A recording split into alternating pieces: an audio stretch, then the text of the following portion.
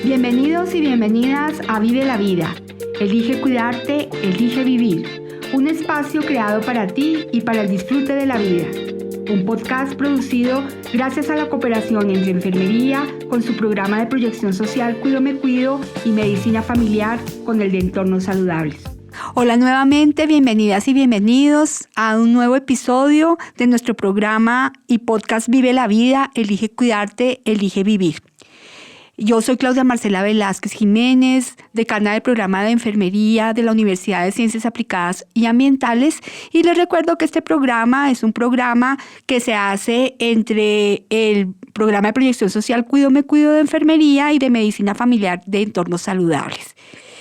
Hoy tenemos un tema muy interesante, es el tema de las emergencias y los desastres. Dos palabras que tristemente hacen parte del día a día en nuestro país. Colombia vive en una situación de alarma casi permanente por fenómenos climáticos, sobre todo por inundaciones y deslizamientos que están agravados por esta temporada de lluvias. De hecho, a esta hora está lloviendo en gran parte del territorio nacional con consecuencias muy graves, como lo hemos visto en las noticias en Córdoba, Casanare y el Pacífico colombiano. Pero a esta realidad se suma otro factor, un factor más humano, pues que no podemos ignorar en nuestro país, que es la violencia. El recrudecimiento del conflicto armado nos plantea un escenario complejo, desplazamientos masivos, confinamientos, comunidades enteras en riesgo, situación que golpea pues, con fuerza a muchas familias en distintas zonas del país y que tiene condiciones pues, importantes pues, por de pronto detonación de bombas o otro tipo de circunstancias que afectan de manera importante a la población en general. Para hablar de este tema tan importante, hoy hemos invitado a un experto, al profesor Elmer Enrique Sánchez Acosta, director del programa de enfermería de la Universidad del Tolima, docente e investigador, delegado para Colombia de la Red de Enfermería de Emergencias y Desastres, en definitiva un referente nacional en el manejo de este tema. Con él vamos a conversar sobre lo que está pasando en el país y sobre todo cómo podemos estar mejor preparados frente a esas circunstancias de emergencias y desastres que nos afectan a todos. Elmer, de verdad un gusto tenerte hoy. Gracias por haber aceptado nuestra invitación. Claudia, muy buen día a ti y a todos quienes nos escuchan y listos a aportar y a compartir esa experiencia, ese conocimiento que, como bien tú lo refieres, nuestro país ha demandado, ha requerido, y de una u otra manera desde nuestra disciplina, la enfermería, hemos logrado aportar en algunos espacios y esperamos que a través de este podcast podamos difundir unas dinámicas de conocimiento, de aprendizaje, pero de sensibilidad frente a las emergencias y los desastres. Estoy segura de que así lo haremos. Pero iniciemos nuestro podcast con una aclaración, porque yo siempre pienso que a veces hablamos de términos que no comprendemos de manera realmente adecuada. Quisiera entonces que empezaras a contarnos cuál es la diferencia entre una emergencia, un desastre y una catástrofe. Perfecto, Claudia. Es una pregunta muy interesante y efectivamente, como tú lo refieres, es necesario dar claridad en la terminología. De manera básica, muy sencilla, la diferencia entre los tres términos es el impacto y la capacidad de respuesta. Cuando hablamos del impacto es la afectación. En la emergencia hay una afectación directa que puede o no puede cobrar vidas humanas, pero llega a ser regulada o equilibrada con la suficiente solvencia o capacidad de respuesta que tendría esa instancia. Lo hablamos de el municipio, del país, del departamento, e incluso quiero aprovechar también este espacio para hablarlo en contexto de grupos, de familia, ¿sí? Y de comunidades. Cuando hablamos de un desastre, hablamos de una superación en la capacidad de respuesta, obviamente con afectación en vidas humanas desde un contexto regional. Y cuando hablamos de una catástrofe, hablamos también de la superación en la capacidad de respuesta que tiene esa instancia, pero a nivel global. ¿Podríamos hablar de algún ejemplo de cada una de las circunstancias? Que sí. Claro que sí. Una emergencia, si lo hablamos desde un escenario micro, por decir, una situación personal, que tú estás en tu casa, estás haciendo algún tipo de mantenimiento en tu casa y sufres una lesión.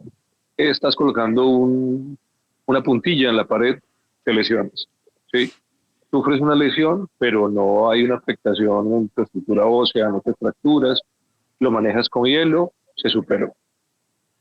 Tú estás en un ejercicio donde estás realmente haciendo otras labores en tu casa y sufres una lesión con un elemento cortopunzante y comprometes tu estructura vascular, sale sangre de manera considerable, logras contenerlo inicialmente, supera tu capacidad de respuesta porque te sientes adolorida, afectada, pero logras con el paso de los minutos controlar ese sangrado. Una catástrofe a esa escala es que estés realizando esa actividad, pero amputes una parte de tu dedo. Uh-huh. ¿Sí? Ahí tienes una pérdida que supera tu capacidad de respuesta y necesitas el soporte de otra persona. En el contexto de nuestra disciplina, incluso en las ciencias de la salud, es una invitación que nos atrevemos a hacer, es también vivenciarlo desde esa situación que puede darse en cada persona o en cada ser humano. Uh-huh. Para nosotros, desde las dinámicas institucionales, clínicas, el fallecimiento de un paciente es casi una dinámica propia de las afectaciones en salud que pueden tener los pacientes. Eso es una emergencia, la compensamos, la soportamos. Si se presenta la muerte de esa persona en un grupo familiar, donde todo el grupo es unido, donde tiene una red de apoyo, pues se convierte en un desastre.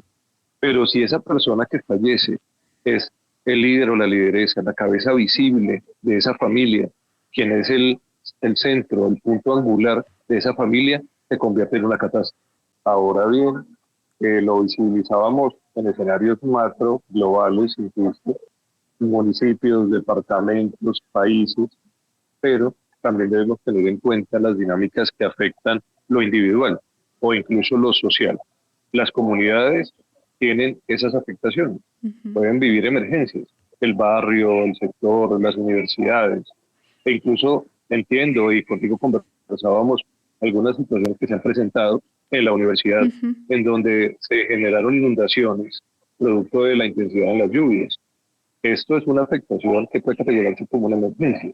Uh-huh. Si tenemos vehículos atrapados, profesores atrapados, docentes, estudiantes atrapados por esta situación, se convierte en un desastre. Pero si tenemos ya vidas humanas, incluso se inunda toda la universidad o toda la región, pues se convierte en una catástrofe para la comunidad universitaria. Uh-huh. Es, digámoslo, desde lo macro, lo meso y lo micro, sí. en el contexto de los tres términos. Me parece muy interesante porque normalmente nosotros tenemos ese concepto solamente de lo macro. Cuando ocurre una situación natural que afecta pues, a una población determinada. Entonces, interesante que el concepto ya pues, involucre lo individual, lo particular, lo familiar y pues lo macro, ¿no? Hablando precisamente de los desastres naturales que están afectando de manera tan fuerte a nuestro país, una pregunta que nos hacemos es ¿por qué repetitivamente, si sabemos que va a ocurrir, porque además sabemos que viene temporada de lluvia, temporada de calor, en fin, y los efectos que esto suscita, ¿por qué no los podemos prevenir o sí se pueden prevenir? ¿Tú qué crees? Bueno, Claudia, antes de dar respuesta a la pregunta, considero importante y muy pertinente dar claridad. Los desastres no son naturales. Es decir, no es natural que se presente un desastre. Esa terminología incluso ha llevado a una normalización del desastre. Uh-huh. Es decir, es un desastre natural. Tu cerebro asocia, es natural que se presente la inundación, es natural que se presente el incendio, es natural que la gente muera por un atentado terrorista. Pues es natural, no. La definición de desastre no debe desarrollarse desde un contexto de natural. Es un desastre acorde a la interacción entre un fenómeno y la intervención humana. Uh-huh. El desastre se presenta desde esa dinámica. Los fenómenos naturales, que son los que en conexión, en interacción con la influencia humana, generan un desastre. El fenómeno natural puede ser lluvia, de ser un sismo, o sea, hablamos de hidrometeorológicos, lógicos, e incluso también puede ser un fenómeno derivado de la actividad del hombre. Y esto puede llegar a desencadenar un desastre. ¿Pueden ser prevenibles? Sí. Si lo vemos desde el contexto geológico o evolutivo, ¿quién llegó primero? ¿El fenómeno natural o el hombre? El fenómeno natural. ¿Sí? Estaba primero la estructura volcánica antes de que llegáramos nosotros. Estaban primero los sismos antes de que llegáramos nosotros. ¿Qué implica? Cuando nosotros tomamos la decisión de movernos hacia escenarios donde el fenómeno golpea de manera intensa, pues eso puede llegar a desencadenar desastres. Ahí es donde debemos tenerlo. ¿Podemos prevenirnos? Claro que sí. ¿Cómo los podemos prevenir? Desde la misma planeación. ¿Cómo?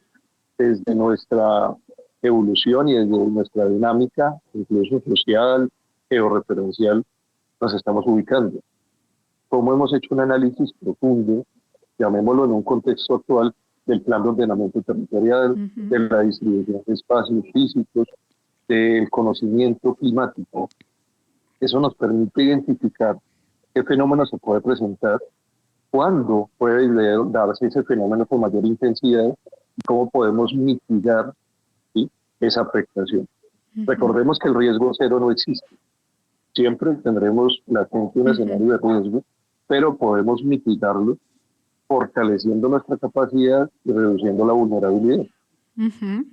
Bueno, esto también mira que es bien interesante, esa mirada y la importancia de las palabras y sus significados. Yo siempre he pensado que esto es muy importante porque nos construye mundos, ¿cierto? Y pues efectivamente nosotros nos hemos acoplado a vivir en situaciones de riesgo, ¿cierto? No lo identificamos a veces como tú nos lo señalas. Pero bueno, digamos que hablando un poco más de los fenómenos macro, cuando ocurre una emergencia, ¿cuál debe ser la primera reacción de las personas? Voy a poner un ejemplo, estamos acá en nuestro programa y hay un temblor, por ejemplo, ¿cierto? O un sismo. Y a veces cometemos errores. ¿Cuáles serían como las pautas que debemos hacer en esa situación? Y pues cuáles errores no debemos cometer. Perfecto. Sobre ese espacio es importante referenciar 3 momentos claves en lo que conoceríamos como la gestión del riesgo y la respuesta a las situaciones de emergencia y de desastre. Importante, inicial, como punto de referencia, es el conocimiento del riesgo. Es decir, decía un profe de las dinámicas nuestras en el contexto de emergencias y desastres, la prevención dura lo que dura el susto. ¿Sí? Y es una frase muy coloquial, con unas palabras muy claras, muy sencillas, pero es muy profunda frente a esa apuesta que queremos hacer en el contexto de saber cómo actuar. ¿Por qué? Para saber cómo debo actuar, primero debo tener un conocimiento. Conozco el lugar o la zona donde estoy ubicado, conozco sobre esos fenómenos naturales o antrópicos que pueden afectarme en donde estoy. Ejemplo, estoy en la universidad, conozco si el campus tiene sismoresistencia, infraestructura. Recordemos que hablamos de sismoresistencia, no antisísmico. Exacto. Técnicamente no hay nada antisísmico. Tienen unos niveles acordes a las escalas que existen a nivel mundial sobre la resistencia de material. Bueno, conozco si la infraestructura donde estoy es sismorresistente, conozco las rutas de evacuación, conozco cuáles son los riesgos, conozco la capacidad de respuesta que tiene mi institución, clínica, hospital, colegio, escuela, universidad, mi casa, mi apartamento. Conozco si el edificio en donde vivo es sismo resistente, conozco si tiene elementos para controlar fuego, conozco el plan de emergencia o el plan de respuesta a emergencias. Sobre este conocimiento puedo definir cómo voy a actuar. Bueno, si la zona en donde yo me encuentro sé que está expuesta a fenómenos naturales como sismos. Sobre el sismo, ¿qué debo hacer? Bueno, conocer rutas de evacuación. Uno, reconocer y referenciar en dónde estoy ubicado. Ujú. Estoy ubicado en un primer piso, en un segundo piso, en un 10º piso, en un 20º piso. Sobre esos espacios puedo definir. ¿Cuál es el punto clave? Uno, insisto, el conocimiento. Y dos, la respuesta a la emergencia. ¿Cómo respondo? Lo ideal dentro del contexto es responder con la mayor tranquilidad posible. Ujú. Hablo de tranquilidad posible, porque es diferente cuando te enfrentas a una simulación, un simulacro, a cuando estás vivenciando el fenómeno. Conozco mi capacidad de respuesta, hablo de puedo moverme rápidamente, Ujú. puedo respirar profundo durante 2, 3 segundos y accionar, es decir, moverme, apoyar a los demás. Conozco sobre esas rutas de evacuación y sobre el plan de respuesta a emergencia, ese punto de encuentro, hacia dónde dirigirme. En resumen, frente a cómo responder, debemos, uno, siempre lo referenciamos, mantener la calma en medio de las condiciones y las proporciones. Pero esa calma debe estar conectada a un conocimiento previo. Ujú. Estoy tranquilo, estoy calmado y tengo claro hacia dónde moverme. Debo evacuar hacia el punto de encuentro. Debo evacuar hacia una zona segura. Debo quedarme en el sitio donde estoy. Estoy en un piso 22, 23 y voy a evacuar hacia dónde voy a evacuar. No lo puedo hacer. Debo Ujú. ubicarme en un punto seguro que me permita tener protección. Si hablamos de sismo, si habláramos de un incendio, debo conocer previamente dónde están los extintores Ujú. y debo hacerme una pregunta previa. ¿Tengo un extintor? ¿Sé manejar el extintor? No tengo un extintor, no lo sé manejar. Tengo conocimiento de cómo controlar el fuego de manera manual. Puedo humedecer una toalla, impregnarla muy bien y sofocar. Tengo conocimiento sobre qué puedo hacer si la estructura colapsa. Tengo conocimiento si hay una fuga de gas, cómo manejarlo. Esos escenarios son los que nos invitan a los 3 momentos de la gestión de Ujú. riesgo futuro: el conocimiento, ¿sí?, la reducción como tal, y si no tenemos la opción de controlarlo, de mitigarlo, dar una respuesta acorde a la situación.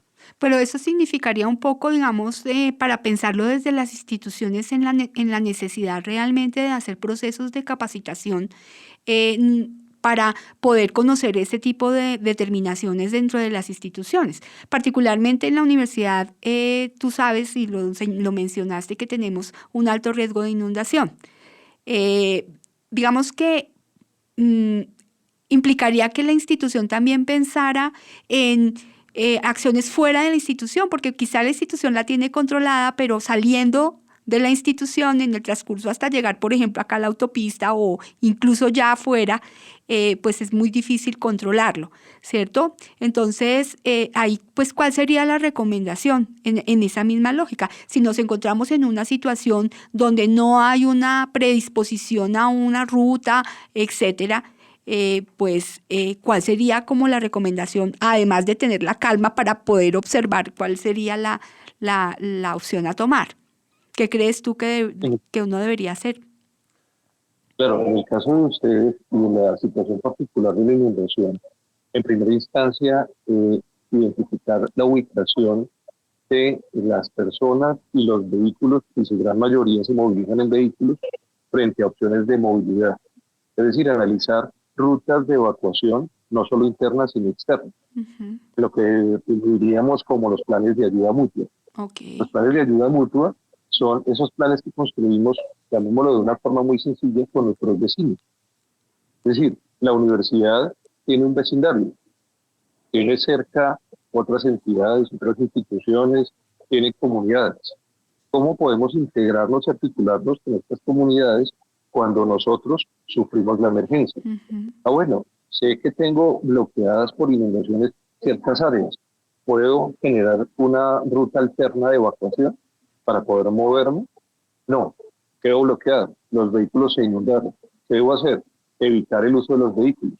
Existirán pérdidas materiales. Sí, es diablo dentro de Ujú. la Claro. emergencia.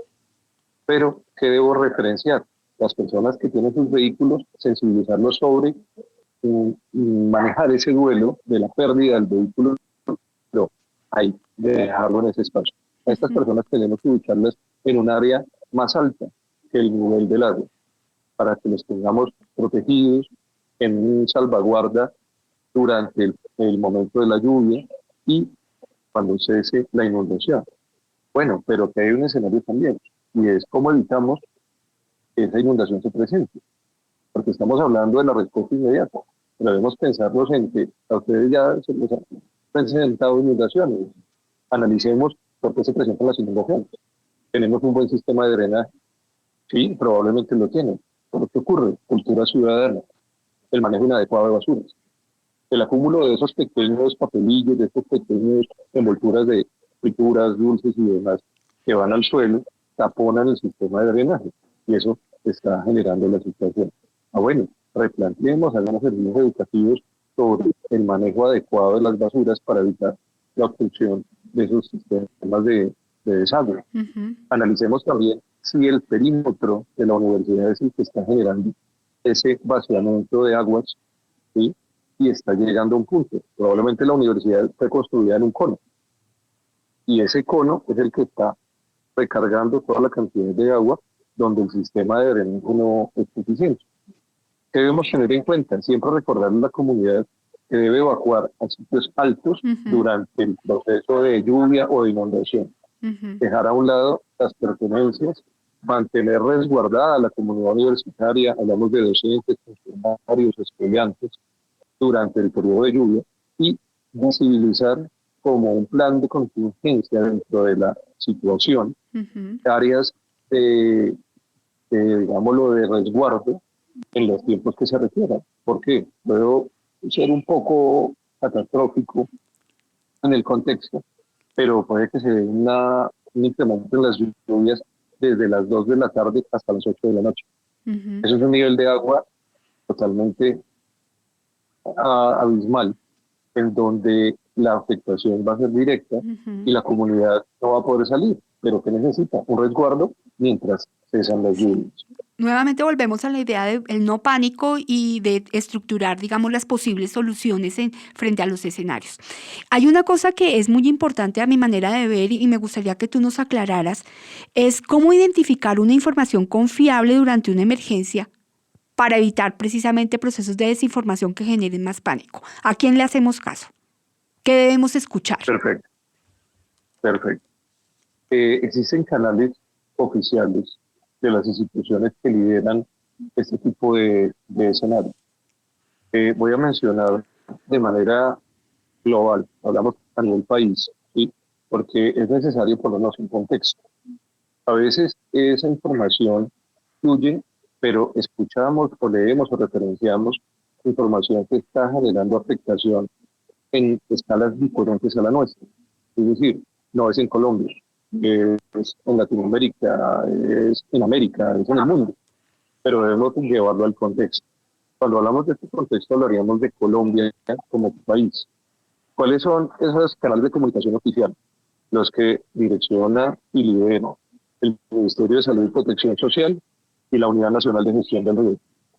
En contexto global, si lo hablamos o aterrizamos de esas estructuras a regiones o a municipios, hablaríamos a nivel departamental de las secretarías de Ambiente y Gestión del Riesgo de los departamentos y las secretarías de salud departamentales de su contexto municipales de las áreas de influencia. Canales de comunicación, recordemos siempre las páginas oficiales de estas entidades. E incluso, si habláramos de fenómenos geológicos, la página del Servicio Geológico Colombiano siempre está abierta, disponible para que realicemos consultas, en donde en tiempo real podemos identificar sismo, intensidad del sismo, estructuras volcánicas activas, ¿sí? Y ya de manera detallada, la información que fluya, hablamos del contexto de institucionalidad de la misma universidad o de la rectoría o las vicerrectorías. ¿Qué ocurre? Sabemos que a través de la tecnología se pueden crear noticias falsas y generar pánico en ese escenario.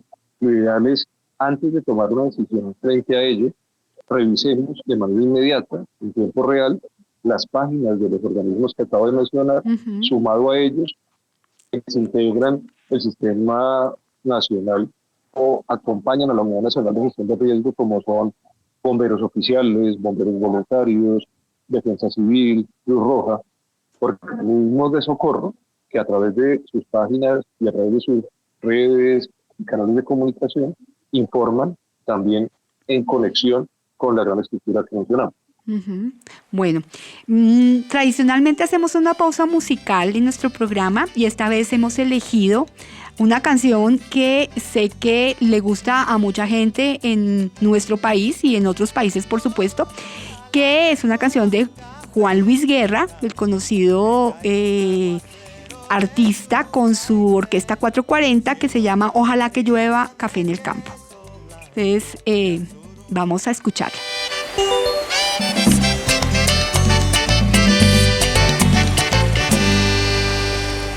Bueno, espero que les haya gustado nuestra lección de hoy, que es una canción que por supuesto habla de la importancia de la justicia social, pero sobre todo es una metáfora de la esperanza. Sigamos con nuestra conversación, Elmery. Yo quisiera que nos cuentes si realmente es necesario eso que nos dicen de tener como un kit básico de emergencia. A veces uno dice, ay, cómo molestan eso en un momento de emergencia, uno que se va a poner a pensar en el tal kit. Pero a mí sí me parece que es importante que recordemos que de pronto sí vale la pena tenerlo y cuáles serían esas recomendaciones frente a lo mismo. Totalmente de acuerdo, Claudia, es necesario, ¿sí? E incluso si hacemos una revisión en retrospectiva, cada vez que ocurre una emergencia, todos queremos tener el kit de emergencia. Sí. Pero cesa la emergencia, pasan 10 días, 15 días, y el morral que utilizamos como kit de emergencia se convierte en el morral de ir a paseo, bueno, se disuelve el kit y la prevención se disuelve con ese kit. Lo ideal no es vivir en un escenario de paranoia donde pensemos que en cualquier instante, a cualquier momento, de cualquier ocasión, se va a presentar la emergencia o el desastre, pero sí visibilizarnos desde una dinámica preventiva e incluso predictiva frente al conocimiento que debemos tener de nuestra zona y contar con una capacidad de respuesta, por lo menos individual o colectiva desde un ámbito familiar. El kit de emergencia para nuestro país se ha referenciado, más no se ha construido un estándar único en los elementos que este debe llevar.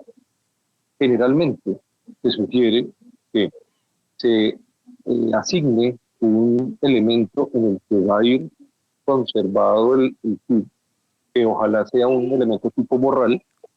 Hablamos de tipo morral para facilitar el cargue del mismo y el traslado. Evitemos las maletas de viaje grandísimas, evitemos los bolsos, evitemos elementos que tengan una dinámica diferente de porte. El morral dinamiza, facilita el manejo. Dentro del mismo que debemos referenciar siempre. 1. Alimentos. Bueno, tengamos algo como punto de referencia clave.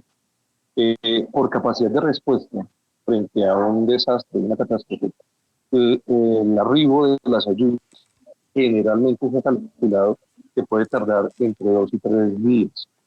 Es decir, este kit debe dar un soporte suficiente para quien lo lleve y quien lo utilice de 3 días de autonomía. Llamémoslo desde esa referencia. Este kit que se sugiere debe contener 1. Alimentos no perecederos que no requieran obviamente refrigeración, elementos enlatados, ojalá con alta carga proteica, para dar un soporte y un fortalecimiento. Algo de elementos que ayuden también a un manejo calórico, hablaríamos de chocolatinas, hablaríamos de frutos secos, que permitan mantener un metabolismo activo y se sumen a procesos de digestión con características de fibra, para que podamos tener procesos de sensación de llenado también, digestión y evacuación, y también de saciedad. En medida de las posibilidades, disponibilidad de agua, por lo menos entre 1 y 4 litros. Si no tenemos en el morral la capacidad para albergar más de 1 litro, debemos tener elementos que purifiquen el agua, pastillas purificadoras de agua, dado que durante el periodo de tiempo en el que necesitamos la autonomía, no sabemos la característica del agua, cuál será, qué condiciones tendrá. Recordemos siempre que en un desastre, una catástrofe, los servicios públicos que referenciamos no serán tan públicos. Ujú. No tendremos probablemente el acceso a ellos, colapsará el acueducto, el alcantarillado, y esto también limitará el proceso de preparación de alimentos.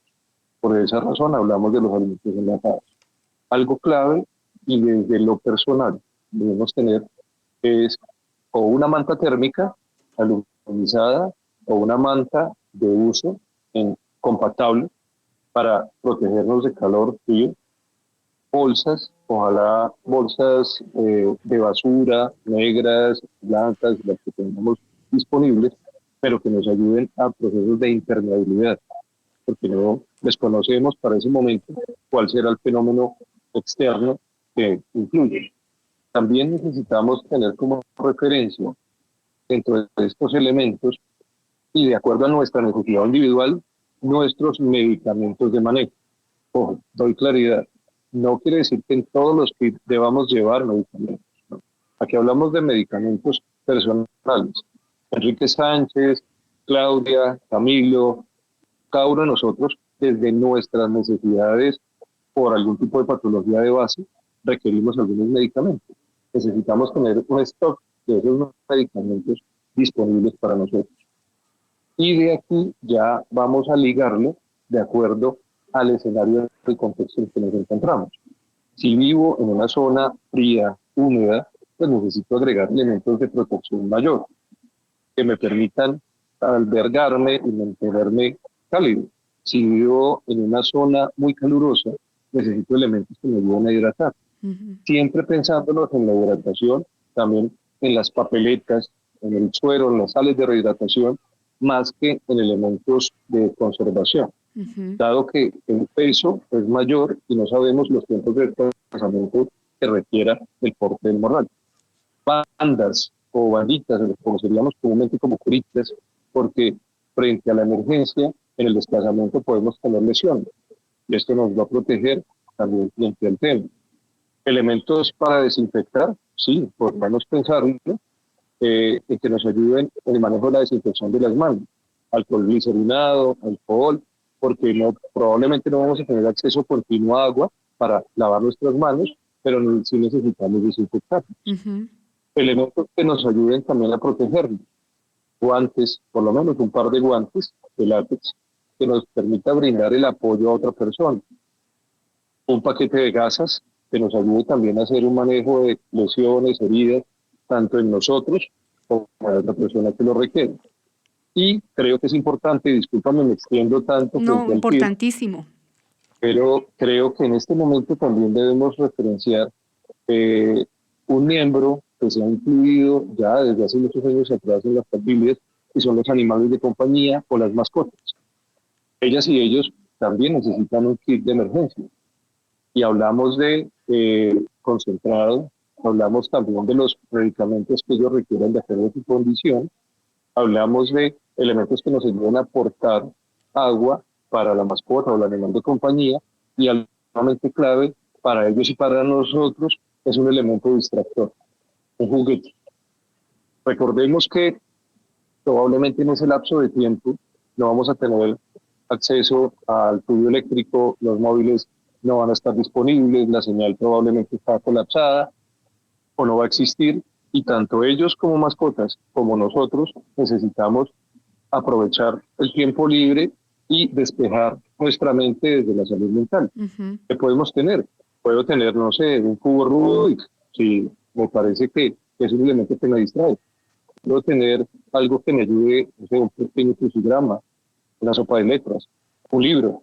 O sea, ese libro que guardamos hace mucho tiempo y que no hemos vuelto a leer, que es muy pequeño, también podemos incluir en el kit, porque nuestra salud mental es importante en este contexto. Sí, a propósito de la salud mental y ya finalizando nuestro programa, sé que hay mucha tela que cortar del tema. ¿Qué hacer? ¿Cuáles serían como los primeros auxilios emocionales frente a una vivencia de una situación de emergencia. Lo digo particularmente por una situación particular que viví ayer. Voy a darle la anécdota. Yo viví la emergencia aquí en la universidad, donde se inundó la autopista, perdí mi carro, estuve hasta las horas de la mañana sometida pues al frío, a la lluvia, a la angustia, ¿no? Y ayer que hubo otra mini inundación, yo tengo que confesar que me da angustia, y empiezo a sentir ganas de salir corriendo, ¿cierto? Tengo un estrés postraumático de la situación. ¿Cuál será, digamos, esos primeros auxilios que debemos tener en cuenta cuando ocurre la situación para tocar ese punto de manera inmediata? Y pues ya cada uno tendrá obviamente sus procesos individuales posteriores.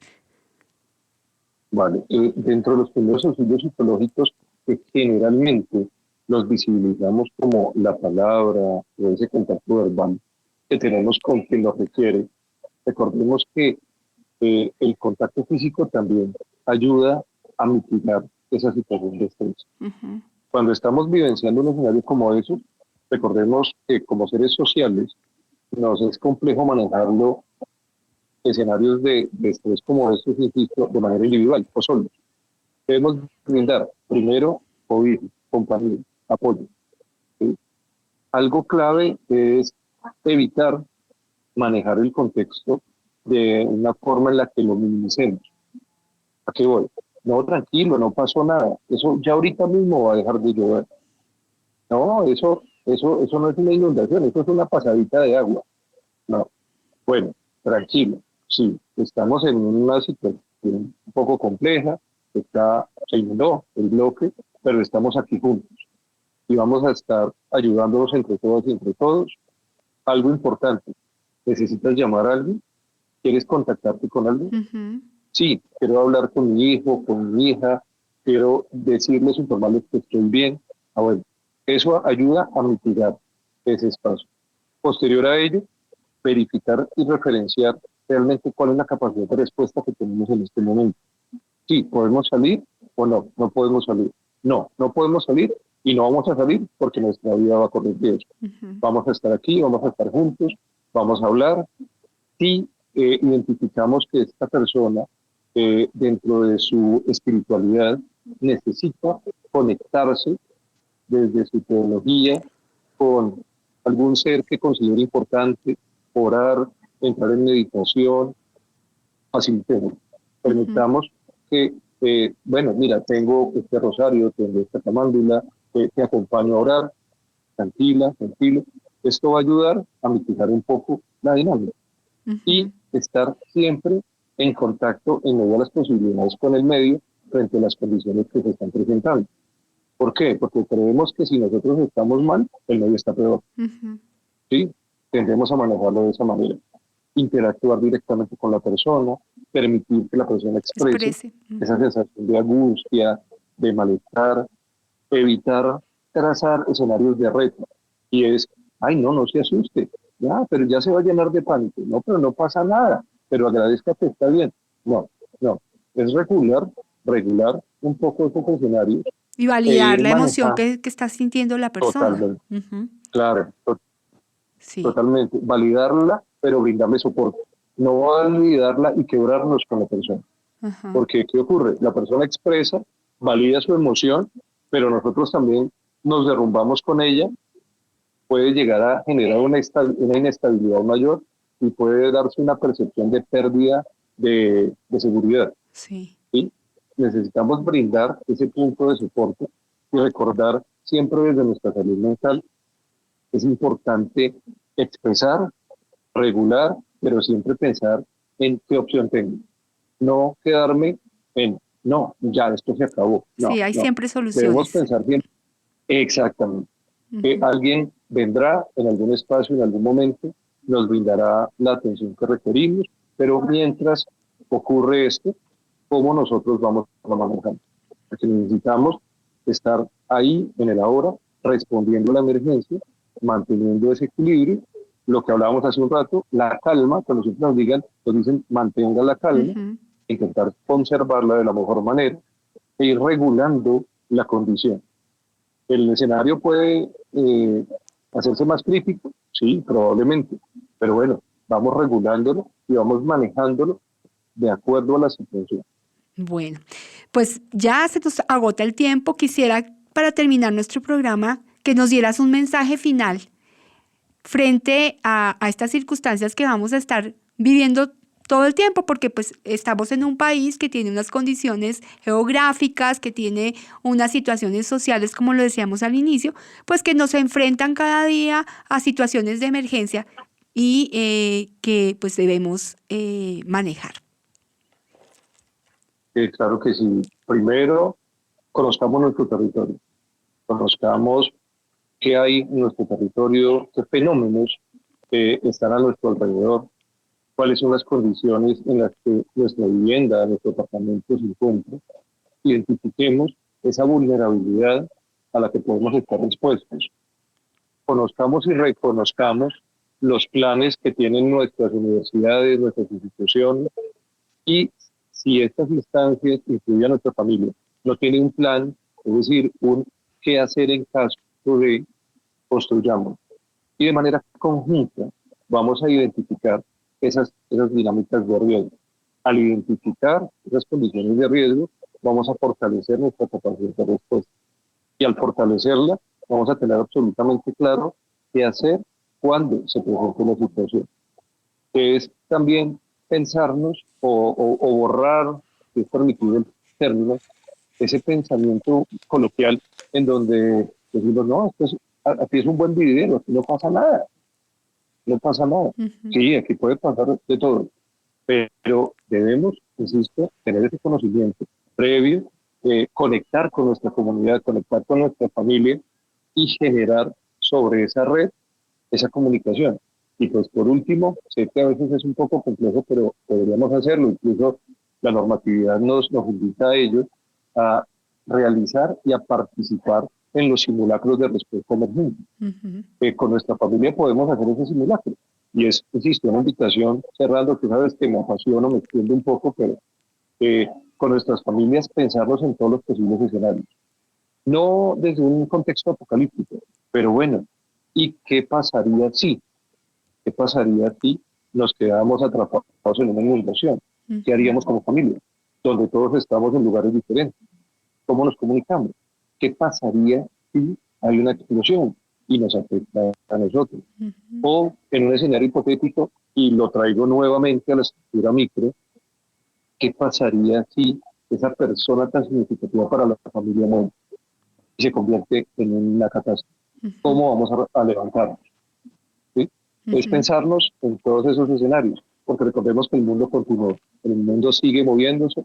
La experiencia más cercana la tuvimos con COVID. COVID fue definido como una emergencia en salud, pero realmente desde mi contexto, mi concepto, con mucho respeto, siempre lo vi como una catástrofe. Uh-huh.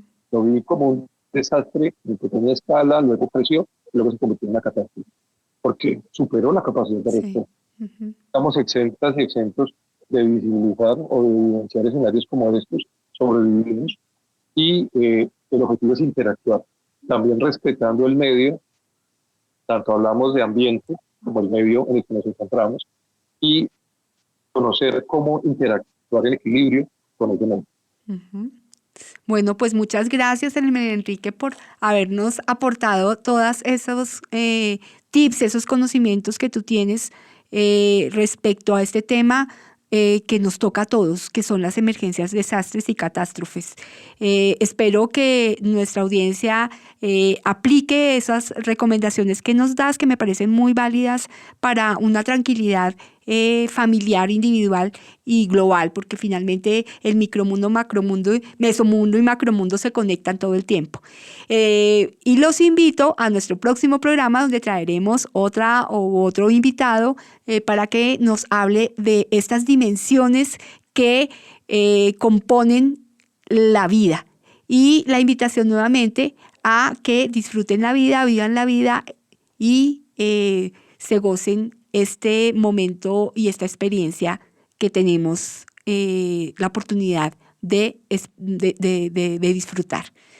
Muchas gracias. Un saludo muy especial a toda la comunidad académica de la Universidad de Ciencias Aplicadas y Ambientales. Querida comunidad universitaria de la UDCA. Los acompañaremos el día de hoy con este gran... Estamos aquí transmitiendo. Bienvenidos a una nueva edición de Voces UDCA. Gracias, queridos oyentes. Nos escuchamos en una próxima ocasión. Muy buenos días a todos los oyentes de Voces de la UDCA. Bueno, y eso es todo por el episodio de hoy. Gracias por escuchar. Los invitamos a seguir conectados con nuestras historias que inspiran.